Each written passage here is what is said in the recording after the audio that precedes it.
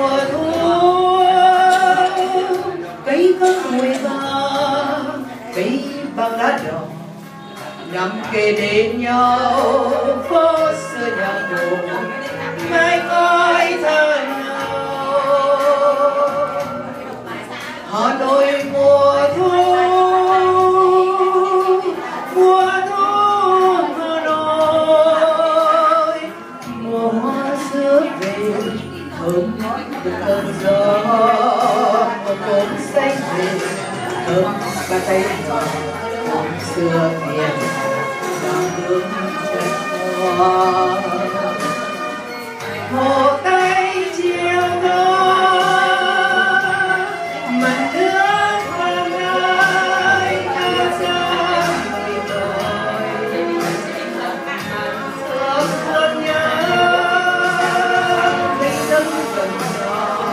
vô tay mà chờ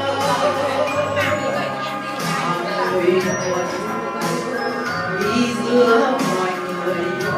lòng nhớ thầm hỏi tôi đang nhớ ai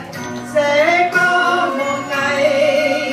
trời thu Hà Nội trả lời cho tôi sẽ có một ngày từng con đường trả lời cho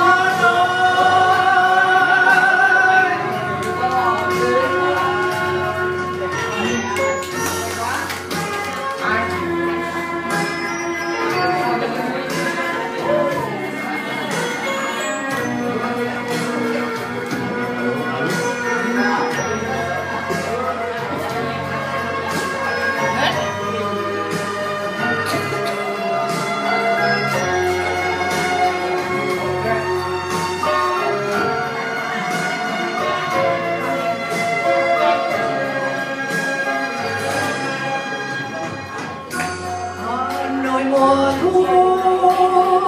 cây cơm mùi thơm cây bằng đất nằm kề bên nhau.